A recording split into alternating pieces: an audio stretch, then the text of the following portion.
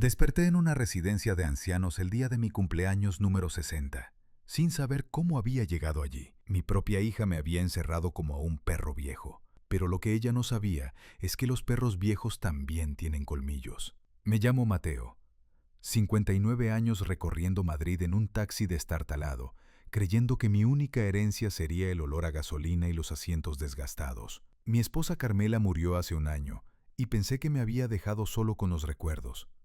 Qué equivocado estaba, porque 5 días antes de mi cumpleaños, mi hija Lucía apareció en mi puerta con una sonrisa que no veía desde que era niña. «Papá», me dijo abrazándome, «este año no pasarás tu cumpleaños solo. Ven a casa, celebraremos juntos». Sentí que el corazón se me inflaba de alegría. Después de un año de soledad, después de noches enteras hablándole a la fotografía de Carmela en la mesita de noche, mi hija me tendía la mano. Pero, ¿sabes qué es peor que estar solo? Descubrir por qué ya no lo estás. El olor a tortilla española inundaba el piso de Lucía cuando crucé la puerta. Su esposo, Javier, me dio un apretón de manos demasiado firme, demasiado amigable. Algo en sus ojos me hacía sentir como esos pasajeros que suben al taxi y te miran por el retrovisor, calculando si llevas dinero en la guantera. «Don Mateo», dijo Javier con esa voz suave que usan los vendedores de coches usados. «Qué alegría tenerlo aquí. Lucía lleva semanas preparando esta sorpresa». Semanas. Mi hija, que en 3 años no me había llamado ni para Navidad, había estado semanas planeando mi cumpleaños. Debí saberlo entonces.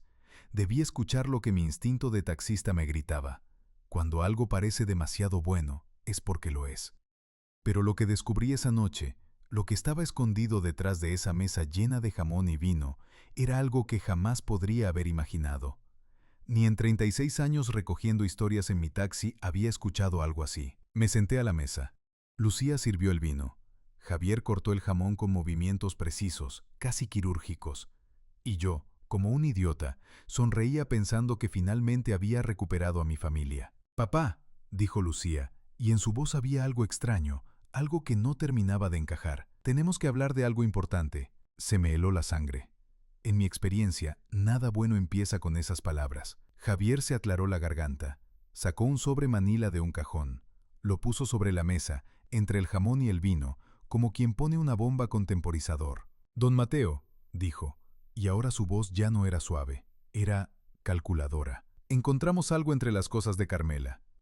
Mi corazón empezó a latir más rápido. ¿Qué podían haber encontrado?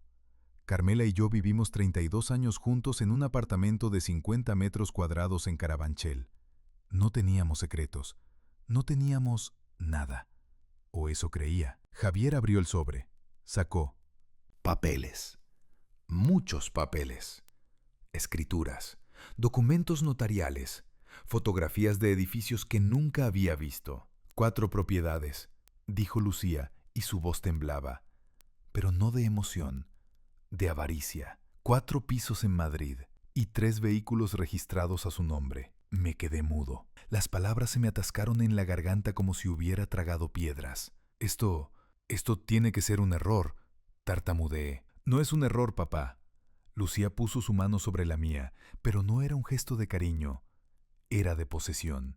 Mamá lo tenía todo. Y nunca nos lo dijo. A ninguno de los dos. El mundo empezó a girar. Carmela. Mi Carmela, la mujer que remendaba mis camisas, que compraba en el mercado buscando las ofertas, que me decía, «Mateo, no gastes en tonterías», cada vez que quería comprarle flores. Esa mujer tenía 4 propiedades. ¿Cómo? No pude terminar la frase. «Herencia de su familia», explicó Javier, y ahora hablaba como un contable, frío y preciso. Carmela era hija única. Cuando murieron sus padres hace 15 años, heredó todo. Pero nunca lo registró a su nombre públicamente. Usó testaferros, sociedades. Era muy inteligente, su esposa. 15 años. Durante 15 años, Carmela guardó ese secreto. ¿Por qué? No entiendo, dije, y mi voz sonaba rota, vieja. ¿Por qué no me lo dijo? Lucía y Javier intercambiaron una mirada que había visto 1000 veces en el taxi, cuando 2 pasajeros comparten un secreto y el taxista es invisible. «Hay algo más, papá». Lucía respiró hondo. Encontramos el testamento. Sacó otro papel. Este era más simple, más directo. Lo reconocí de inmediato. Era la letra de Carmela, esa caligrafía redonda y cuidadosa que usaba para escribir la lista de la compra. Leí, y con cada palabra sentí que el suelo se abría bajo mis pies. A mi hija Lucía, nada. A mi esposo Mateo, todo. Los 4 pisos, los 3 vehículos, las cuentas bancarias. Todo a su nombre, porque confío en él más que en nadie en este mundo. Las lágrimas empezaron a caer sin que pudiera controlarlas. Carmela había confiado en mí. Incluso en la muerte, había confiado en mí más que en su propia hija. ¿Pero por qué? Mamá no confiaba en mí, dijo Lucía, y en su voz había veneno. Pensaba que iba a malgastar la herencia, que Javier me iba a influenciar. Pero tú, papá, tú eres el santo. El taxista honrado que nunca hizo nada malo. Había amargura en cada palabra. Años de resentimiento destilados en una sola frase. Lucía, yo no sabía nada de esto. Lo sé, me interrumpió. Por eso vamos a arreglarlo juntos. Javier puso otro papel delante de mí. Este era nuevo, recién impreso, todavía olía a tinta. Es muy simple, don Mateo, dijo con esa voz de vendedor. Esto es una solicitud al gobierno. Usted declara que está envejeciendo, que está perdiendo capacidad para trabajar y que necesita asistencia estatal. Es un trámite normal para personas de su edad. Lo miré. Las letras bailaban en el papel. Tenía 60 años al día siguiente, sí, pero todavía conducía 12 horas diarias. Todavía podía cargar maletas. Todavía... ¿Para qué necesito esto?, pregunté. Para tu protección, papá. Lucía sonrió, y esa sonrisa me heló hasta los huesos. Con este documento, el Estado te asignará una plaza en una residencia si algún día la necesitas. Es solo prevención. Algo en mi interior gritaba. Esa voz que 36 años en las calles de Madrid me habían enseñado a escuchar. La voz que me decía cuándo un cliente iba a salir corriendo sin pagar, cuándo una calle era peligrosa, cuándo algo olía mal. Pero era mi hija, mi única hija. Y acababa de descubrir que mi esposa me había dejado una fortuna que nunca soñé. Solo firma aquí, papá. Javier puso un bolígrafo en mi mano. Y brindemos por tu cumpleaños. ¿Sabes ese momento en que sientes que estás cometiendo un error, pero tu corazón quiere creer tanto que está equivocado, que ignoras todas las señales? Firmé. Dios mío, firmé. Lucía sirvió más vino. Javier cortó más jamón. Y yo, idiota de mí, pensé que estábamos celebrando. Pensé que finalmente éramos una familia otra vez. El vino sabía diferente esa noche, más dulce, más espeso. Pero estaba tan feliz, tan aliviado de no estar solo, que me tomé una copa tras otra. Por papá, brindó Lucía. Por los 60 años, secundó Javier. Por la familia, dije yo, y mi lengua ya empezaba a trabarse. Lo último que recuerdo de esa noche es la sonrisa de Lucía. No era la sonrisa de cuando tenía 7 años y le compraba helado. Era otra cosa. Era la sonrisa de alguien que acaba de ganar algo. Desperté con la boca seca, con la cabeza pesada, con el cuerpo entumecido, pero no desperté en casa. Abrí los ojos y vi paredes blancas, olor a desinfectante, sonido de pasos apresurados en el pasillo, una ventana con rejas. Rejas. Me incorporé de golpe. Estaba en una cama que no era mía, en una habitación que no era mía, vestido con un pijama que no era mío. Una enfermera entró. «Ah, don Mateo», dijo con tono alegre y profesional. «Bienvenido a la residencia Virgen del Carmen. Su familia lo trajo anoche. Estaba muy desorientado, pobrecito. Familia». La palabra me golpeó como un puñetazo. «¿Dónde está mi hija?», logré articular. «Se fueron después de hacer el papeleo, señor, pero vendrán a visitarlo pronto, no se preocupe». Papeleo. La palabra resonó en mi cabeza. El documento que firmé. La solicitud al gobierno. La sonrisa de Lucía. Oh, Dios mío. Me levanté tambaleándome. Fui hasta la puerta. La empujé. Cerrada. «Señor Mateo, todavía no puede salir». La enfermera me tomó del brazo con firmeza. Su hija dejó instrucciones muy claras. Necesita descanso, adaptación. Ya sabe cómo es esto. «No», dije, y mi voz sonaba desesperada. «No, tiene que haber un error. Yo no quiero estar aquí. Yo puedo trabajar. Yo...» Todos dicen lo mismo al principio, suspiró la enfermera con condescendencia. Pero verá que aquí estará bien cuidado. 3 comidas al día, actividades, compañía. Compañía de otros ancianos que sí necesitaban estar allí. Yo no. Yo tenía 59 años, acababa de cumplir 60, el peor cumpleaños de mi vida. Me dejé caer en la cama. La mente me daba vueltas. Lucía me había encerrado aquí. Había drogado mi vino. Había falsificado mi voluntad. ¿Por qué? Y entonces lo entendí todo. El testamento de Carmela, los 4 pisos, los 3 coches, la herencia que debía ser mía. Si yo estaba en una residencia, declarado incapaz de valerme por mí mismo, Lucía podría argumentar que necesitaba tutelarme, que necesitaba administrar mis bienes, que necesitaba robarme todo. Un taxista viejo y solo, sin nadie que preguntara por él, encerrado en una residencia mientras su propia hija saqueaba la herencia de su madre. Era el crimen perfecto. Me quedé mirando el techo blanco durante horas. ¿En qué me había equivocado? ¿Cuándo perdí a mi hija?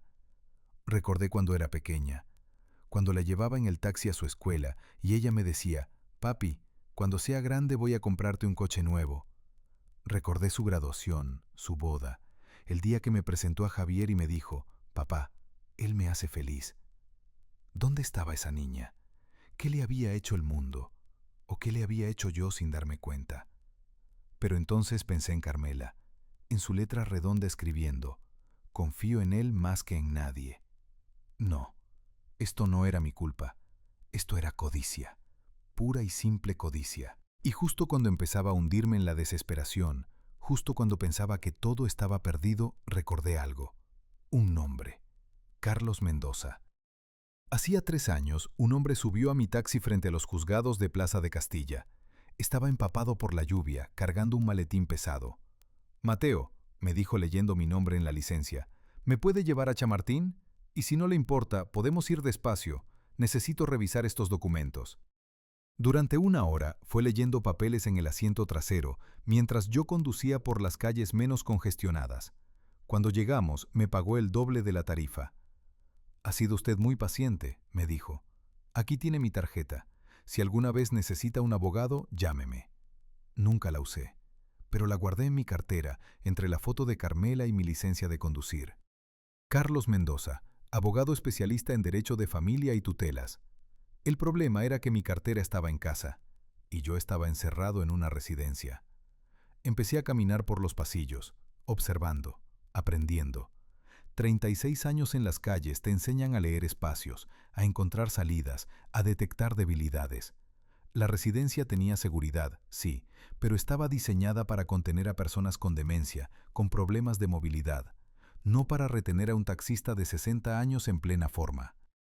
Vi a un auxiliar fumando en la entrada de servicio, a una enfermera que dejaba su tarjeta de acceso en el bolsillo del uniforme mientras atendía a los residentes, a un horario de visitas laxo, a un turno de noche con poco personal. No era una prisión, era una residencia de ancianos, y yo no era un anciano. Todavía no. Al tercer día vi mi oportunidad. Una familia vino a visitar a su padre. Trajeron una tarta, globos, nietos corriendo por los pasillos. La recepción estaba distraída. La puerta de servicio, abierta porque estaban descargando suministros. Me acerqué despacio, como quien va al baño, como quien solo quiere estirar las piernas, y cuando nadie miraba, cuando el auxiliar estaba de espaldas fumando su cigarrillo, cuando la enfermera perseguía a un niño que había agarrado un globo, salí. Salí de la residencia Virgen del Carmen en pijama y zapatillas, sin dinero, sin documentos, sin nada excepto la rabia y la determinación de un hombre que acababa de descubrir que su propia sangre lo había traicionado. Caminé 6 kilómetros hasta Carabanchel. Mis zapatillas se rompieron en el camino. La gente me miraba raro, un viejo en pijama caminando por la M30, pero no me importaba. Llegué a mi edificio al anochecer, subí las escaleras, abrí la puerta con la llave que siempre escondía bajo el felpudo, y allí, en la mesita del recibidor, estaba mi cartera. Con manos temblorosas saqué la tarjeta. Carlos Mendoza, abogado. Marqué el número en el teléfono fijo. Sonó 1 vez, 2 veces, 3. Despacho Mendoza, buenas noches. Carlos, dije, y mi voz se quebró. Soy Mateo, el taxista. Necesito que me recuerdes. Hubo un silencio. Luego, Mateo del taxi. Por supuesto que me acuerdo. ¿Qué ocurre? Y entonces le conté todo. Cada palabra se derramó como agua de una presa rota. La herencia, el engaño, la residencia, la traición. Carlos no dijo nada durante un largo minuto. Luego, Mateo, lo que me cuentas es secuestro, fraude y apropiación indebida. Pero necesito que me digas algo con total honestidad. ¿Firmaste algún documento esa noche? Sí, admití. Un papel que decía que necesitaba asistencia estatal. ¿Leíste lo que firmabas? La verdad me aplastó como una losa de cemento. No. Entonces tenemos un problema. Carlos suspiró. Pero no es insalvable. Escúchame bien, Mateo. No vuelvas a esa residencia bajo ninguna circunstancia. Mañana a primera hora ven a mi despacho. Vamos a pelear esto. Vamos a recuperar lo que es tuyo. Y vamos a asegurarnos de que tu hija y su marido paguen por lo que han hecho. Colgué el teléfono con las manos temblando. Me senté en el sofá donde Carmela y yo habíamos pasado tantas noches viendo la televisión. Miré su fotografía en la mesita. Carmela, susurré. Tenías razón en no confiar en ella. Tenías razón en todo. Y por primera vez en 3 días, sonreí, porque los perros viejos tienen colmillos. Y estaba a punto de enseñárselos a mi hija. Hay algo que aprendes después de 36 años recogiendo pasajeros en Madrid. La gente subestima a los invisibles. El taxista, el portero, el camarero. Somos fantasmas en sus vidas. Hablan delante de nosotros como si no existiéramos. Confiesan secretos, planean traiciones, revelan debilidades. Mi hija había cometido el mismo error. Me había tratado como un viejo inútil, incapaz de pelear. Pero lo que Lucía no sabía es que los invisibles siempre estamos escuchando. Y los perros viejos nunca olvidan. Pasé esa noche en mi sofá, sin poder dormir. Cada ruido me sobresaltaba. ¿Y si Lucía venía a buscarme? ¿Y si había puesto algún tipo de alerta en la residencia? ¿Y si en cualquier momento aparecía la policía para llevarme de vuelta? Miré el reloj. Las 3 de la madrugada. 4 horas más hasta que amaneciera. 4 horas hasta poder llamar a Carlos y empezar esta guerra. Me levanté y caminé hasta la ventana. Desde mi 5.º piso en Carabanchel podía ver las luces de Madrid parpadeando en la distancia. Allá abajo, mi taxi seguía estacionado donde lo había dejado hacía 5 días. 5 días que parecían 5 años. Toqué el cristal frío con la mano. Carmela, susurré, ayúdame a entender.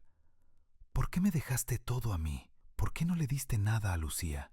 El silencio fue mi única respuesta. Pero entonces recordé algo, una conversación. Hacía 2 años, poco antes de que Carmela enfermara. Estábamos cenando, solo nosotros dos, como todas las noches. Ella había cocinado lentejas, mi plato favorito, y de repente, sin venir a cuento, me dijo, Mateo, si yo me muriera mañana, ¿qué harías con el dinero? Me reí. ¿Qué dinero, mujer? Apenas nos llega para fin de mes. Ella no se rió, me miró con esos ojos oscuros que me habían enamorado 32 años atrás y repitió, si tuvieras dinero, mucho dinero, ¿qué harías? Pues, no sé, me encogí de hombros. Arreglaría el taxi, te compraría ese abrigo que tanto te gusta. Quizás nos iríamos de viaje a algún lado. ¿Y a Lucía? ¿Le darías algo a Lucía? La pregunta me sorprendió. Claro, mujer, es nuestra hija. Carmela bajó la mirada al plato de lentejas. Durante un momento pensé que no iba a decir nada más, pero luego susurró, yo no. ¿Qué? Yo no le daría nada, o muy poco. Levantó la vista y vi algo en sus ojos que nunca había visto antes, decepción. Nuestra hija cambió, Mateo. Desde que se casó con ese Javier, solo nos llama cuando necesita algo, solo viene cuando quiere dinero prestado, y nunca lo devuelve. Carmela, eso es normal. Los jóvenes tienen gastos. Los jóvenes tienen responsabilidades, me interrumpió con firmeza. Y Lucía no tiene ninguna. Tú no lo ves porque eres su padre y la adoras. Pero yo sí lo veo, y no voy a dejar que malgaste tu vejez manteniendo sus caprichos. En ese momento no le di importancia. Pensé que eran cosas de mujeres, rencillas entre madre e hija. Pero Carmela lo había visto todo. Había visto lo que yo me negaba a aceptar. Lucía había dejado de ser mi niña hacía mucho tiempo. Ahora, de pie frente a la ventana a las 3 de la madrugada, entendí el último regalo de mi esposa. No me había dejado 4 pisos y 3 coches. Me había dejado una lección. No todos los que comparten tu sangre merecen tu confianza. Y esa lección estaba a punto de costarle muy caro a mi hija. A las 8 en punto de la mañana, estaba frente al despacho de Carlos Mendoza en la calle Alcalá. Todavía llevaba el pijama de la residencia debajo de un abrigo viejo que encontré en el armario. Debía parecer un loco. Probablemente lo era. Pero Carlos me recibió como si fuera un cliente de traje y corbata. «Mateo», me estrechó la mano con firmeza. «Pasa, cuéntamelo todo otra vez, ahora con calma». Su despacho olía a libros viejos y café recién hecho. Me senté en una silla de cuero que probablemente costaba más que 6 meses de trabajo en mi taxi. Carlos se sentó frente a mí, abrió una libreta y sacó un bolígrafo. «Desde el principio», dijo, y se lo conté. Todo, cada detalle. La cena de cumpleaños, los documentos, el vino que sabía raro, despertar en la residencia, mi escape. Carlos iba tomando notas. No me interrumpió ni una sola vez. Cuando terminé, había llenado 5 páginas con su letra apretada. «Bien», dijo finalmente. «Esto es lo que tenemos.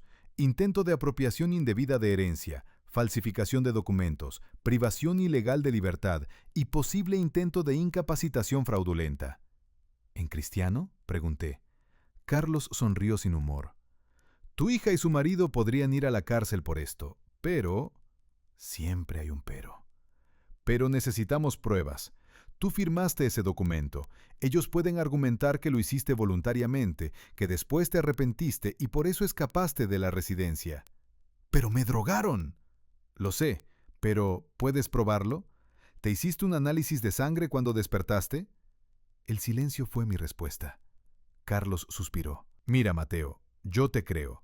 Pero en un juzgado necesitamos más que tu palabra contra la de ellos. Necesitamos evidencia concreta». «¿Qué tipo de evidencia?». «El documento que firmaste, para empezar. Necesito ver exactamente qué decía. También necesitamos el testamento original de Carmela. Y necesitamos actuar rápido, antes de que Lucía y Javier se den cuenta de que has escapado y empiecen a mover los activos». «¿Cómo lo hacemos?». Sentí que el corazón me latía más rápido. Carlos se recostó en su silla, pensativo. Sus dedos tamborileaban sobre el escritorio. Luego sonrió. Era la sonrisa de un tiburón que acaba de oler sangre. «Vamos a tenderles una trampa, pero necesito que confíes en mí y que hagas exactamente lo que te diga. ¿Puedes hacer eso?». Asentí. «Bien. Lo primero, vas a volver a la residencia». «¿Qué?». Me levanté de golpe. «¡Ni loco! Eso es exactamente lo que ellos quieren». «Exacto». Carlos levantó una mano, calmándome. «Es exactamente lo que quieren. Por eso no». «Lo esperarán. Piénsalo, Mateo. Si tú vuelves voluntariamente, si actúas como el anciano confundido que escapó sin entender bien lo que estaba pasando, ellos bajarán la guardia». «No entiendo». «Lucía y Javier están nerviosos ahora mismo. Saben que escapaste. Probablemente están esperando que aparezcas con un abogado, que montes un escándalo. Pero si tú vuelves mansito a la residencia, si les dices que te perdiste, que estabas confundido, que lo sientes...». Carlos se inclinó hacia adelante. «Pensarán que ganaron. Y la gente que cree que ganó comete errores». «¿Qué tipo de errores?». «Van a acelerar el proceso. Van a intentar cerrar la apropiación de la herencia lo antes posible. Y cuando lo hagan, cuando presenten los papeles en el juzgado, nosotros estaremos esperando». Empezaba a entender. ¿Con qué? Con una demanda por fraude, apropiación indebida y privación ilegal de libertad, presentada esta misma tarde. Carlos abrió un cajón y sacó un sobre. «Antes de que vuelvas a la residencia, vas a firmar estos documentos. Son poderes notariales que me autorizan a actuar en tu nombre. También es una declaración jurada de todo lo que me has contado. Y esto», sacó otro papel, «es una orden judicial solicitando el bloqueo preventivo de todos los activos de la herencia de Carmela. ¿Puedes hacer eso?». «Ya lo hice. Tengo un contacto en el juzgado que me debe un favor. En cuanto tú firmes estos papeles, los presento. Para esta tarde, Lucía y Javier se van a encontrar con que no pueden tocar ni un euro de esa herencia sin que salten todas las alarmas. Por primera vez en 5 días sentí esperanza. Pero hay algo más, continuó Carlos. Algo delicado. Necesito que cuando vuelvas a la residencia, actúes. Necesito que les hagas creer que estás confundido, que quizás realmente necesitas estar allí. Y necesito que escuches. ¿Escuchar qué? Todo. Van a venir a visitarte, probablemente mañana o pasado. Y cuando vengan, van a hablar. La gente siempre habla más de la cuenta cuando cree que ganó. Graba esas conversaciones, Mateo. No tengo con qué grabar. Carlos sacó un teléfono móvil de otro cajón. Era de esos modernos, de pantalla táctil. Toma, es una línea prepagada. No pueden rastrearlo hasta mí. Tiene grabadora de voz. Solo tienes que pulsar aquí, me mostró, y aquí para detenerla. ¿Crees que puedes hacerlo? Agarré el teléfono. Era más complicado que mi viejo Nokia, pero ¿qué opción tenía? Puedo intentarlo. No. Carlos me miró directo a los ojos. No lo intentes. Hazlo. Porque si esto sale mal, Mateo, pierdes todo. La herencia, tu libertad, tu dignidad. Todo. Firmé los documentos con manos temblorosas. Carlos los guardó en una carpeta marrón, luego en su maletín. Una cosa más, dijo mientras me acompañaba a la puerta. No le digas a nadie que me consultaste. Ni a amigos, ni a vecinos, ni siquiera a otros residentes en el geriátrico. Nadie puede saber que estás jugando un papel. ¿Y si me preguntan por qué volví? Di la verdad. Bueno, parte de la verdad.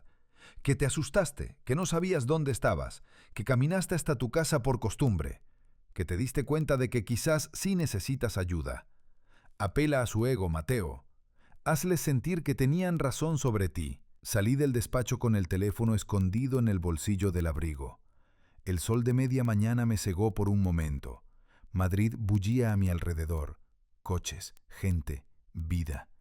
La vida que estaba a punto de fingir que no podía manejar. Tomé el metro hasta la residencia Virgen del Carmen. Cada estación que pasaba sentía que me acercaba más a la boca del lobo. Pero Carlos tenía razón. Era la única manera. Cuando llegué a la residencia, la recepcionista casi se cae de la silla. «¡Don Mateo! ¡Dios mío! ¿Dónde había estado? Hemos tenido a media policía de Madrid buscándolo». Me hice el confundido. No fue difícil. El miedo que sentía era real. Yo solo quería ir a casa, ver mis cosas, pero luego no sabía cómo volver y dejé que las lágrimas vinieran. Lágrimas de rabia, de frustración, de humillación. Pero ella las interpretó como confusión senil. «Ay, pobrecito», me tomó del brazo con gentileza. «Venga, vamos a su habitación. Voy a llamar a su hija para decirle que apareció». «¿Mi hija?» «Sí», dije con voz pequeña. «Llama a Lucía. Debe estar preocupada». La enfermera me llevó de vuelta a esa habitación blanca con olor a desinfectante. Me ayudó a cambiarme el pijama. Me trajo un té caliente. «Descanse, don Mateo. Su hija llegará pronto». Cuando se fue, me senté en la cama y saqué el teléfono que Carlos me había dado. Lo examiné. El botón de grabación estaba en la pantalla principal. Fácil de pulsar, difícil de que se viera. Practiqué. 1 vez, 2 veces, 10 veces, hasta que pude hacerlo sin mirar. Lucía llegó 2 horas después. La vi aparecer en la puerta de mi habitación, con su abrigo caro y su bolso de marca. Javier venía detrás, con esa sonrisa de vendedor. «¡Papá!». Lucía corrió hacia mí y me abrazó, pero era un abrazo vacío, un abrazo de teatro. «Nos diste un susto de muerte. ¿Por qué te fuiste?». Con mano temblorosa, pulsé el botón de grabación en el teléfono que tenía escondido bajo la almohada. «Yo quería ver mi casa», dije con voz débil. «Mis cosas, mi taxi». «Papá, tu taxi está bien, está donde lo dejaste». Lucía se sentó en la cama. «Pero tú no puedes vivir solo, ya lo ves. Te escapaste en pijama, caminaste kilómetros, y si te hubiera pasado algo». «Tienes razón». Bajé la cabeza, sumiso, derrotado. Quizás sí necesito estar aquí. Vi cómo Lucía y Javier intercambiaban una mirada de triunfo. «Nos alegra que lo entiendas, don Mateo». Javier se acercó. «Porque, mire, ya que está siendo tan razonable, hay algo que necesitamos discutir». «¿Qué cosa?». Javier sacó más papeles de su maletín, siempre más papeles. La herencia de Carmela está en proceso de transferencia, pero para agilizar las cosas necesitamos que firmes estos documentos que nos dan poder legal para administrar tus bienes mientras estás, digamos, en recuperación. Ahí estaba, el golpe final. ¿Administrar mis bienes? Solo temporalmente, papá. Lucía puso su mano sobre la mía. Y Dios, cómo odiaba ese contacto. Solo hasta que te recuperes. Hay que pagar impuestos, mantenimiento de las propiedades, seguros de los vehículos. Son cosas complicadas. Tú no tienes que preocuparte por eso. Pero son míos. Carmela me los dejó a mí. La máscara de Lucía se resquebrajó por un segundo. Vi la rabia asomando. Mamá cometió un error, dijo con voz tensa. Tú eres un taxista, papá. No sabes nada de gestionar propiedades. Vas a perderlo todo si intentas hacerlo solo. Tu hija tiene razón, don Mateo, intervino Javier. Su voz ya no era suave, era impaciente. Firme los papeles y déjenos manejar esto. Es por su bien. ¿Y si no firmo? El silencio cayó como una losa. Lucía se puso de pie. Javier cerró su maletín con un golpe seco. Entonces, dijo Lucía con frialdad, tendremos que iniciar un proceso de incapacitación legal. Será largo, público y humillante. Todos sabrán que Mateo el taxista acabó en un geriátrico porque no podía cuidar de sí mismo. Todos sabrán que su propia hija tuvo que intervenir porque estaba perdiendo la cabeza. Pero yo no estoy perdiendo. ¿No? Javier se rió. Te escapaste de una residencia en pijama. Caminaste descalzo por la autopista. Tienes 60 años y sigues trabajando 12 horas al día en un taxi destartalado. ¿Crees que un juez va a pensar que estás bien de la cabeza? Las palabras me golpearon como puñetazos, pero seguí grabando. Seguí interpretando mi papel. Yo solo necesito tiempo para pensar. No tienes tiempo. Lucía recogió su bolso. Los impuestos de las propiedades vencen en 2 semanas. Si no se pagan, el Estado puede embargar. ¿Quieres perder la herencia de mamá por terco? No. Entonces firma. Mañana volvemos con el notario. Y Mateo se inclinó hacia mí. Su aliento olía a café caro y perfume francés. No vuelvas a escaparte, porque la próxima vez nos aseguraremos de que estés en un lugar del que realmente no puedas salir. ¿Entiendes? Era una amenaza, clara y directa.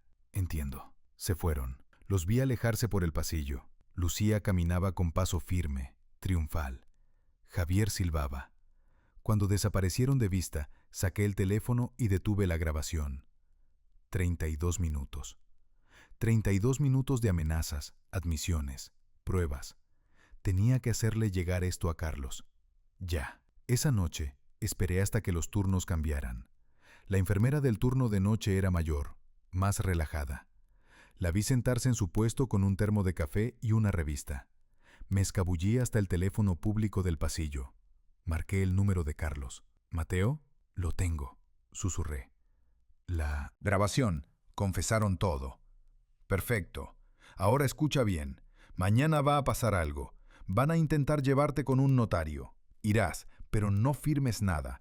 Di que te sientes mal, que tienes la tensión alta, que necesitas ver a un médico primero. Gana tiempo. ¿Tiempo para qué? Para que yo presente las pruebas en el juzgado, para que emitan una orden de protección, para que cuando ellos piensen que están a punto de ganar, todo se derrumbe. Volví a mi habitación. No pude dormir. Repasaba cada palabra de la conversación con Lucía, cada amenaza, cada admisión de culpa, mi propia hija, la niña que cargué en hombros, la niña a la que enseñé a andar en bicicleta, la niña que lloraba en mis brazos cuando tenía pesadillas. ¿Cuándo se convirtió en esto? El amanecer llegó gris y frío. Una enfermera me trajo el desayuno, café aguado y tostadas duras. Comí sin saber a qué sabía nada. A las 10 de la mañana, Lucía y Javier aparecieron. Venían con un hombre bajo y calvo, el notario. «Buenos días, don Mateo», dijo el notario con tono profesional. «Entiendo que vamos a hacer una transferencia de poderes administrativos». Miré a Lucía. Ella me devolvió una mirada de acero. Era ahora o nunca. «Yo me siento mareado», me llevé la mano al pecho. «Creo que la tensión...» «Papá, no empieces», Lucía apretó los dientes. «Señorita», intervino el notario, «si el señor no se encuentra bien, no puedo proceder. La ley requiere que el firmante esté en plenas facultades. «Está perfectamente», explotó Lucía. Y ahí, frente al notario, mostró su verdadero rostro. «Esto es una farsa. Solo quiere ganar tiempo». El notario la miró con desaprobación. «Señorita, le sugiero que se calme». Javier tomó a Lucía del brazo. «Cariño, tranquila. Don Mateo, ¿qué necesita? ¿Un médico?» «Sí, un médico. Y quiero hablar con alguien. Un abogado. Tengo derecho, ¿no?» La cara de Javier se puso roja. «Ya hablamos de esto. No necesitas un abogado. Nosotros estamos cuidando de ti». «Pero la ley dice...» empecé. «¡Al diablo con la ley!», gritó Javier. El notario cerró su maletín con un golpe. «Señores, esto se acabó. No voy a proceder con esta firma hasta que el señor Mateo sea evaluado médicamente y tenga representación legal independiente si así lo desea. Buenos días». Se fue. Lucía y Javier se quedaron de pie, temblando de rabia. «Lo arruinaste», siseó Lucía. «Lo arruinaste todo». «Lucía, yo solo...» «¡Cállate!», me abofeteó. El golpe resonó en la habitación. «Viejo estúpido, todo lo que tenías que hacer era firmar». Una enfermera apareció en la puerta. «¿Qué está pasando aquí?». Lucía recogió su bolso. «Nos vamos. Pero esto no se queda así, papá. Te lo juro». Se fueron. Los vi marchar como un huracán de rabia contenida. Toqué mi mejilla donde me había golpeado. Todavía ardía. Y sonreí, porque lo tenía todo grabado. Esa tarde, Carlos vino a visitarme. Entró como un familiar más, con flores y una sonrisa. «Mateo», me abrazó, y mientras lo hacía, susurró. «Lo conseguiste, todo», susurré de vuelta. Amenazas, confesiones, hasta me abofeteó. Carlos se separó. En sus ojos vi la sonrisa del tiburón otra vez. «Perfecto. Mañana presentamos todo en el juzgado. Pero esta noche...». Sacó unos papeles de entre las flores. «Firma esto. Es una orden de alejamiento. A partir de mañana, tu hija y su marido no pueden acercarse a ti ni a ninguna de las propiedades de la herencia». Firmé. Con mano firme, con rabia contenida, con justicia. «¿Y ahora qué?», pregunté. «Ahora», dijo Carlos, «esperamos. En 2 días hay una audiencia. El juez revisará las pruebas, y cuando vea lo que tenemos, cuando escuche las grabaciones, cuando lea las declaraciones...». Se inclinó hacia adelante. «Van a caer, Mateo. Van a caer duro». Esa noche dormí por primera vez en una semana. Dormí profundo, sin pesadillas. Porque los perros viejos tienen colmillos, y estaba a punto de usarlos. 60 años conduciendo un taxi por Madrid me enseñaron que la venganza no se sirve fría ni caliente. Se sirve con paciencia, con pruebas, y delante de testigos que nunca olvidarán lo que vieron. Hoy iba a servir el banquete más grande de mi vida. 2 días después de que Carlos presentara las pruebas, recibí la citación. Audiencia, lunes 15 de marzo, 10 a.m., sala 3, juzgado de primera instancia número 47. Mi mano temblaba sosteniendo el papel. «Es muy rápido», me explicó Carlos por teléfono. 4 días desde la denuncia hasta la audiencia. El juez vio algo grave en las pruebas. ¿Es bueno o malo? Para nosotros, excelente. Para tu hija, prepárate. Van a atacarte duramente. Dirán que estás senil, confundido. Van a intentar destruirte. Que lo intenten, dije. Ya no tenía miedo. Los siguientes días fueron tortura. No podía dormir. Repasaba mentalmente cada detalle. La cena de cumpleaños, el vino extraño, despertar en la residencia, las amenazas de Lucía. ¿Y si el juez no me creía? ¿Y si realmente parecía un viejo loco? La noche antes de la audiencia, miré la foto de Carmela. «Mañana peleo por lo que me dejaste», le susurré, «por nosotros». El lunes amaneció gris. Madrid lloraba bajo nubes pesadas. Me puse mi único traje, el mismo de mi boda, gastado, con parches en los codos que Carmela había cosido, pero limpio y digno. Carlos me recogió a las 8. ¿Listo? Más que nunca. Llegamos al juzgado a las 9:30. El edificio era de piedra gris, con columnas enormes que intimidaban. Gente por todas partes, abogados, familias nerviosas, guardias de seguridad. Y allí, junto a la entrada de la sala 3, estaban ellos.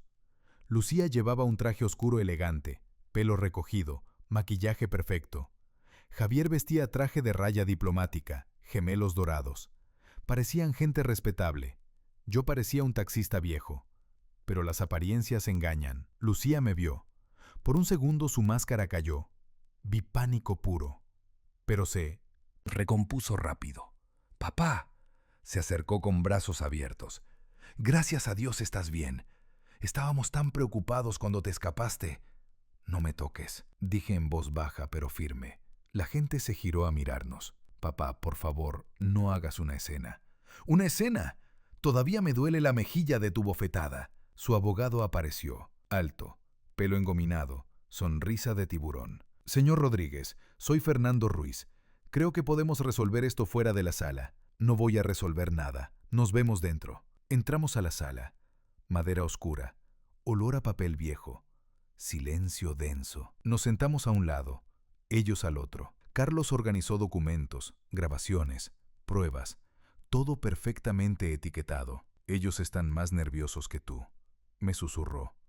«Saben lo que hicieron». A las 10 en punto exactas, una puerta lateral se abrió. «¡En pie!». Todos nos levantamos. El juez entró. No era un hombre viejo como esperaba. Era una mujer de unos 50 años, pelo castaño en moño severo, gafas metálicas, expresión que no revelaba nada. Se sentó con precisión militar. «Pueden sentarse». El crujido de sillas resonó en el silencio. «Caso número 2847/2024», comenzó leyendo. «Mateo Rodríguez contra Lucía Rodríguez y Javier Martínez. Demanda por apropiación indebida, fraude, falsificación de documentos y privación ilegal de libertad».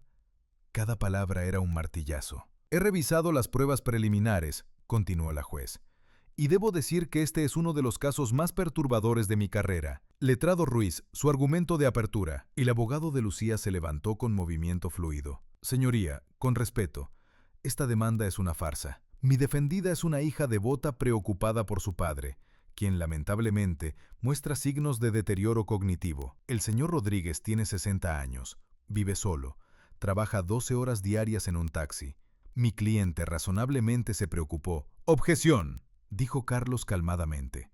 «Especulación sin evidencia médica». La juez levantó la vista. «¿Tiene evidencia médica de deterioro cognitivo, letrado?». Ruiz titubeó. «El comportamiento del demandante habla por sí mismo. Se escapó de una residencia en pijama. Según el informe de la residencia», la juez lo cortó fríamente, «el señor Rodríguez salió con plena conciencia. No hay ninguna nota médica que sugiera confusión». Vi cómo Ruiz palidecía. «Letrado, le ahorraré tiempo», continuó la juez. «He revisado exhaustivamente las pruebas de la defensa. Lo que he visto y escuchado es sumamente perturbador». Pulsó un botón. Una pantalla se iluminó. «Vamos a reproducir la grabación presentada como prueba A». Silencio absoluto. Y entonces, en esa sala, sonó la voz de Lucía. «Mamá cometió un error, papá. Tú eres un taxista. No sabes nada de gestionar propiedades. Vas a perderlo todo». La voz de Javier. «Firme los papeles y déjenos manejar esto». Mi voz, pequeña. «¿Y si no firmo?». Silencio. 3 segundos. Eternos. Luego Lucía, fría como hielo. Entonces tendremos que iniciar un proceso de incapacitación legal. Será largo, público y humillante. Todos sabrán que Mateo el taxista acabó en un geriátrico porque no podía cuidar de sí mismo. Vi reacciones en la sala. Una mujer joven se llevó la mano a la boca. Un hombre mayor negaba con la cabeza. La grabación continuó. «¿Crees que un juez va a pensar que estás bien de la cabeza? Te escapaste en pijama. Caminaste descalzo por la autopista. Tienes 60 años trabajando en un taxi destartalado». Y luego, la amenaza explícita. «No vuelvas a escaparte, papá, porque la próxima vez nos aseguraremos de que estés en un lugar del que realmente no puedas salir. ¿Entiendes?». La grabación se detuvo. El silencio era absoluto. Se podía oír el zumbido de las luces. Miré a Lucía. Estaba pálida como la nieve. Temblaba. Javier apretaba los puños, blanco de rabia contenida. La juez se quitó las gafas despacio, se frotó los ojos. Cuando volvió a mirar, había disgusto en su expresión. «Letrado Ruiz, su defendida quiere explicar estas declaraciones». Ruiz tartamudeó. «Señoría, el contexto... Mi cliente estaba bajo estrés emocional. Le hice una pregunta simple». La juez lo cortó. «¿Por qué amenazó a su padre con encerrarlo permanentemente si no firmaba documentos que transferían su herencia?» Lucía se levantó antes que Ruiz. Temblaba. «Yo estaba preocupada por mi padre, señoría. Él no puede vivir solo. Trabaja demasiado. Es peligroso. Solo queríamos protegerlo». «¿Protegerlo o apropiarse de su patrimonio?», preguntó la juez con tono cortante. «¡Protegerlo!». La voz de Lucía subió. Mi padre no entiende nada de propiedades. Va a perder todo. Entonces explíqueme. La juez se inclinó hacia adelante. ¿Por qué lo ingresó sin su consentimiento? ¿Por qué le hizo firmar documentos sin leerlos? ¿Y por qué? Levantó un papel. Según este informe toxicológico, su padre tenía benzodiazepinas en su sistema 3 días después de esa cena. Silencio sepulcral. Benzodiazepinas. Sedantes. ¿Puede explicar cómo llegaron al organismo del señor Rodríguez? Lucía abrió la boca. La cerró. Nada salió. Javier explotó. Se levantó de golpe. ¡Esto es ridículo! Ese viejo está mintiendo. Solo quiere el dinero. Su madre era una egoísta que lo guardó todo. Ese dinero debería ser de Lucía. ¡Señor Martínez, siéntese! El mazo golpeó la mesa. ¡Siéntese o lo haré retirar! 2 guardias se acercaron. Ruiz agarró a Javier del brazo, susurrándole furiosamente. Pero el daño estaba hecho. Había confesado todo. El móvil. La codicia. Delante del juez. Delante de testigos. Delante de todos. Carlos se levantó calmadamente. Señoría, la defensa descansa. El señor Martínez ha sido más elocuente que cualquier argumento mío. Ha admitido que su motivación era el dinero. Ha demostrado el temperamento violento que hace creíbles las amenazas grabadas. La juez asintió. Escribió algo largo en su ordenador. El sonido de las teclas era el único ruido en la sala. ¿Algo más, letrado Mendoza?, preguntó la juez. Sí, señoría. Carlos sacó más documentos. Tengo aquí una declaración de la Residencia Virgen del Carmen confirmando que el señor Rodríguez fue ingresado sin evaluación médica previa, sin informe justificando institucionalización. La única autorización fue un documento firmado por él, bajo influencia de sustancias que afectan el juicio, según confirmó nuestro experto en grafología. Le pasó los papeles a la juez. Ella los leyó en silencio. Cada segundo era eterno. Además, continuó Carlos, tengo testimonios de 3 vecinos del señor Rodríguez. Declaran que lo vieron el día después de su escape y parecía completamente lúcido. Uno es médico jubilado y firmó una evaluación informal confirmando su estado mental normal. La juez leyó todo. Su expresión se endurecía con cada página. Letrado Ruiz, ¿algo que añadir en defensa de sus clientes? Ruiz se levantó lentamente. Sabía que había perdido. Señoría, solo puedo apelar a la clemencia. Mi defendida actuó por preocupación genuina, aunque sus métodos fueron incorrectos. La intención, lo interrumpió la juez con voz de hielo, quedó clara en la grabación y en el arrebato del señor Martínez. No era proteger, era apropiarse. Eso, letrado, es la definición exacta de fraude. Cerró su carpeta. Se quitó las gafas. Voy a dictar sentencia ahora. Este caso es suficientemente claro. Se puso de pie. Todos hicimos lo mismo. Vistos los hechos probados, comenzó con voz formal, este juzgado declara que la señora Lucía Rodríguez y el señor Javier Martínez han cometido los delitos de apropiación indebida agravada, falsificación de documentos, administración de sustancias sin consentimiento, privación ilegal de libertad y tentativa de incapacitación fraudulenta. Cada palabra caía como una losa sobre Lucía. Se condena a la señora Lucía Rodríguez a 2 años de prisión, al señor Javier Martínez a 3 años de prisión, ambas sentencias suspendidas bajo las siguientes condiciones. Respiré. No sabía que había estado conteniendo el aliento. Primero, prohibición absoluta de acercarse al señor Mateo Rodríguez en un radio de 500 metros durante 5 años. Segundo, prohibición de contacto directo o indirecto. Tercero, pago solidario de multa de 50.000 euros. Cuarto, pago de todos los costes legales. Quinto, restitución de gastos incurridos durante su estancia forzada en la residencia. Adicionalmente, continuó la juez, se confirma la plena validez del testamento de Carmela Rodríguez. Todas las propiedades, vehículos y activos mencionados pasan a ser propiedad exclusiva e intransferible del señor Mateo Rodríguez. La señora Lucía Rodríguez queda expresamente excluida de cualquier reclamación futura. Carlos me apretó el hombro. Ganamos, susurró. Todo. Pero la juez no había terminado. Finalmente, dijo, y su voz perdió el tono formal.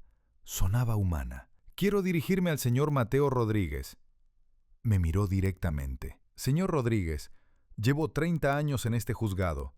He visto fraudes, robos, traiciones. Pero pocas veces he visto un caso de abuso tan calculado contra una persona mayor. Y más raramente he visto a una víctima con su coraje y dignidad. Las lágrimas empezaron a brotar. No podía detenerlas. La mayoría en su situación se habrían rendido, habrían aceptado el papel de víctima, pero usted peleó, confió en el sistema legal, y hoy ese sistema le ha dado la razón. Hizo una pausa. Espero que encuentre paz en lo que le queda de vida. Espero que pueda perdonar, aunque será difícil. Y espero que su historia inspire a otros que sufren abusos. Nunca es demasiado tarde para defenderse. Nunca se es demasiado viejo para pelear por la justicia. Golpeó el mazo. ¡Se levanta la sesión! El sonido resonó como un disparo final. La sala explotó en murmullos. Había terminado. Me quedé paralizado. No podía procesar que había ganado. Realmente había ganado. Carlos me abrazó fuerte. Lo hiciste, Mateo. Eres libre. Detrás de nosotros oí sollozos. Lucía lloraba. No era delicado. Era derrota total. Javier estaba de pie, puños apretados, derrotado. Lucía se levantó. Se acercó despacio, ojos rojos. Papá. Su voz era un susurro roto. Lo siento tanto. No sé qué me pasó. El dinero, Javier, las deudas, yo... Me quedé mirándola. Esta mujer que fue mi hija, no fue Javier, dije finalmente, voz tranquila. Tomaste tus decisiones. Ahora vives con las consecuencias. Pero soy tu hija. No. Mi hija murió el día que me drogaste y me encerraste. La persona que veo es una extraña que valoró el dinero más que a su padre. Papá, por favor. Tu madre tenía razón en no confiarte nada. Tenía razón en todo. Me di la vuelta. Adiós, Lucía. Caminé hacia la salida. Carlos me siguió. ¡Papá! El grito resonó. ¡Lo siento! No me detuve. No miré atrás. Algunas heridas son demasiado profundas. 2 semanas después, Carlos me llevó a ver las propiedades. La primera estaba en Salamanca. 3 habitaciones, balcón con vistas al Retiro, alquilada a una familia francesa. 2.000 euros mensuales. Carmela cobraba esto durante 10 años, explicó Carlos. Y nunca tocó el dinero. Lo reinvertía. 2.000 euros. Yo ganaba eso en 3 meses trabajando. Caminé por las habitaciones. Techos altos con molduras, suelo de madera noble, ventanas enormes. No podía creerlo. La segunda propiedad era un local en Chamberí, cafetería moderna, 1.500 mensuales. La tercera, apartamento en Malasaña, zona premium, 1.800 mensuales, 5.300 euros al mes, 63.600 al año, más de lo que gané en mi mejor año como taxista. ¿Y la cuarta?, pregunté, voz temblorosa. Carlos sonrió. Esa es especial. Ven. Condujimos a Pozuelo de Alarcón, zona residencial tranquila. Nos detuvimos frente a una casa, con jardín, con verja, con árboles. Esta no está alquilada. Carmela la mantuvo vacía. ¿Por qué? Es mejor que lo veas. Abrimos la verja. El jardín estaba algo salvaje pero cuidado. En el centro había un cerezo. Hermoso, grande. Carmela siempre quiso un cerezo. La casa era de 2 plantas, fachada blanca, tejado rojo, ventanas con contraventanas azules. Entramos. Olía a cerrado pero no abandonado. Salón acogedor, chimenea de piedra, sofás esperando. Subimos. 4 dormitorios, 2 baños. En el dormitorio principal, sobre la cama, un sobre. Mi nombre en letra de Carmela.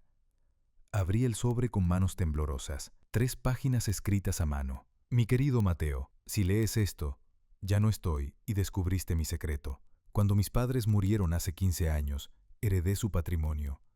Quise compartirlo contigo, pero vi cómo Lucía había cambiado. Cómo solo nos llamaba por dinero. Cómo te manipulaba. Supe que si te contaba, le darías todo. Porque eres demasiado bueno, Mateo. Nunca sabes decir que no. Así que guardé el secreto. Invertí. Compré propiedades. Durante 15 años construí tu futuro. Un futuro donde no tendrías que trabajar hasta morir. Esta casa es para ti. El cerezo porque siempre quisiste uno. El taller porque te gusta arreglar cosas. Vive aquí. Que sean tus mejores años. Si Lucía intentó quitarte esto, quiero que sepas, no es tu culpa. La vi venir. Por eso te lo dejé todo. Vive, mi amor. Vive por los dos. Tuya siempre. Carmela. Pede. Hay vino del año que nos casamos en la bodega. Brinda por nosotros. Las lágrimas caían sobre el papel. Incontrolables. Carmela, susurré. Gracias. Gracias por todo. Por verme. Por protegerme. Por amarme. Carlos estaba en la puerta. También tenía lágrimas. Voy abajo. Tómate tu tiempo. Me quedé en esa habitación horas. Leyendo. Llorando. Recordando. Cada rincón era Carmela. Cada decisión era por mí. Incluso muerta, seguía cuidándome. Bajé finalmente. Carlos estaba en el jardín, mirando el cerezo. ¿Qué vas a hacer ahora?, preguntó. Ahora, dije, voy a vivir, como ella quería. 6 meses después me mudé a la casa. Vendí mi taxi. 36 años. Era hora. Un joven de Carabanchel lo compró. Tenía el mismo fuego en los ojos que yo a los 23. Cuídalo bien, le dije. Ha sido mi vida. Lo haré, don Mateo, lo prometo. Los alquileres me daban suficiente para vivir cómodamente. No era rico, pero no tenía preocupaciones. Planté más árboles, rosas como las que le gustaban a Carmela, un naranjo, ciruelos, lavanda. Llené las estanterías, novelas que siempre quise leer, historia, biografías, poesía. Cada tarde a las 6 me sentaba en el porche con vino, mirando el jardín. Un día, 3 meses después de mudarme, sonó el timbre. Una mujer joven, unos 30 años, pelo castaño, ojos de... Lucía. Señor Mateo. Sí. Soy Elena, hija de Lucía, su nieta. Me quedé paralizado. No sabía que tenía nieta. Sé que mi madre hizo cosas terribles. Entiendo si no quiere saber nada, pero quería conocerlo, saber quién era mi abuelo antes que fuera tarde. La miré. Ojos de Lucía, sí, pero algo de Carmela en la sonrisa. ¿Quieres pasar? Su cara se iluminó. ¿De verdad? De verdad, con una condición. ¿Cuál? Nunca me mientas, sobre nada. ¿Trato? Trato, dijo. Me tendió la mano, la estreché, y sentí esperanza. Entramos. Le preparé café, le enseñé la casa, le conté sobre Carmela, el taxi, Madrid, 36 años en las calles. Ella me contó sobre su vida, su trabajo, sus sueños, cómo nunca conoció bien a su madre. Cuando se fue, horas después, me abrazó. Gracias, abuelo, por darme una oportunidad. Gracias a ti, por recordarme que no toda mi familia está podrida. Ahora viene los domingos, comemos juntos, hablamos, reímos. Está llenando el vacío que Lucía dejó. No es lo mismo, nunca será lo mismo, pero es algo. Es familia verdadera. Ahora tengo 60 años y 9 meses. Ya no conduzco taxi por Madrid. Ya no vivo solo en Carabanchel. Vivo en una casa con jardín donde los cerezos florecen en primavera. Elena viene los domingos. Riego las rosas y le hablo a Carmela. Lucía intentó contactarme muchas veces, cartas cada mes, mensajes a través de Elena, pero nunca respondí. Algunas heridas son demasiado profundas. Algunos puentes no pueden reconstruirse. ¿La perdono? No sé. Quizás algún día, quizás nunca. Pero ya no me quita el sueño. A veces, cuando el sol se pone y el jardín se llena de sombras, me siento en el porche. Saco esa botella de vino que Carmela escondió, del año que nos casamos, 1985. Sirvo 2 copas, una para mí, una para su memoria. Lo logramos, Carmela. Le digo al viento que mece las ramas del cerezo. Nos intentaron robar, Nos intentaron destruir, pero lo logramos. Y juro que el viento entre las hojas susurra su respuesta. Siempre supe que lo harías, mi amor. Siempre. Bebo despacio. El vino sabe a historia, a amor, a 32 años de vida compartida. Elena a veces se queda a cenar. Me ayuda con el jardín. Me enseña a usar el ordenador que compré. Abuelo, me dice, deberías escribir tu historia. La gente necesita saber que nunca es tarde para defenderse. Quizás, le digo, quizás algún día, pero por ahora solo quiero vivir, como Carmela quería, leer en el porche, cuidar el jardín, ver crecer los árboles, vivir libre, porque al final, después de 60 años, aprendí algo que nadie me había enseñado. La sangre no hace a la familia, la lealtad sí, el amor sí, el respeto sí. Perdí a mi hija, pero gané mi dignidad, mi libertad, y la certeza de que Carmela me conocía mejor que yo mismo. Los perros viejos tienen colmillos, y cuando muerden, las heridas nunca cierran, pero también tienen sabiduría, corazón, y la capacidad de empezar de nuevo, incluso a los 60. Esta es mi historia. La historia de Mateo, el taxista de Madrid que descubrió verdades sobre familia, traición y amor. Aprendí que nunca es demasiado tarde para defenderte, que nunca eres demasiado viejo para pelear por la justicia, que el amor verdadero a veces se demuestra en secretos guardados para proteger. Y aprendí que la mejor venganza no es el castigo, no es ver sufrir a quien te traicionó. La mejor venganza es vivir bien. Es sentarte en tu jardín cada tarde. Es ver florecer los cerezos que tu esposa muerta plantó para ti. Es compartir domingos con una nieta que nunca supiste que tenías. Es vivir libre de las cadenas que otros intentaron ponerte. Es despertar cada mañana en tu propia casa, en tu propia cama, dueño de tu propia vida. El sol se pone sobre Pozuelo. El cerezo mece sus ramas. Las rosas huelen dulce. Elena llama por teléfono. Abuelo, ¿ceno contigo mañana? Siempre eres bienvenida, hija. Cuelgo. Miro el jardín. Sonrío. 60 años conduciendo un taxi me enseñaron a leer a la gente, a detectar mentiras, a sobrevivir. Pero Carmela me enseñó algo más importante: a vivir. Y ahora, finalmente, estoy viviendo. Brindo por ella, por mí, por el futuro que construyó en secreto, por la vida que finalmente puedo disfrutar. Salud, Carmela. Donde quiera que estés, lo logramos. 3 años después de la sentencia, aprendí que la vida tiene una forma extraña de darte segundas oportunidades cuando menos las esperas. Mi nombre es Mateo. Tengo 63 años. Y finalmente entiendo qué significa vivir de verdad. Cada mañana me despierto en mi casa de Pozuelo. La luz entra por las ventanas del dormitorio principal, la misma habitación donde encontré la carta de Carmela. Ya no lloro al leerla. Ahora sonrío. El jardín que Carmela imaginó para mí está completo. Los cerezos florecen cada primavera como explosiones de color rosa y blanco. Las rosas trepan por las paredes. El naranjo da frutos que comparto con Elena y sus hijos. Sí, Elena ahora tiene 2 hijos, mis bisnietos. Mateo Jr., de 2 años, lleva mi nombre. La pequeña Carmela acaba de cumplir 6 meses. ¿Qué pasó con Lucía? Cumplió su sentencia suspendida. 2 años sin poder acercarse a mí.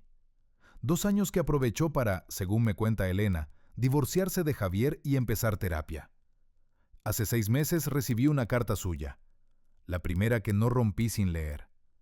Escribió: Papá, no espero que me perdones. No espero que me dejes volver a tu vida.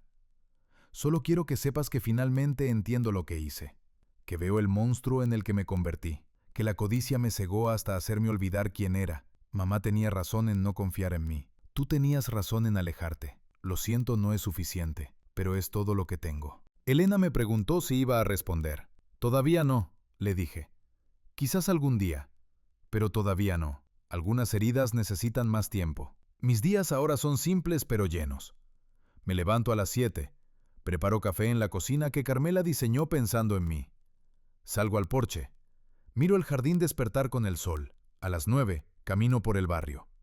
Conozco a los vecinos.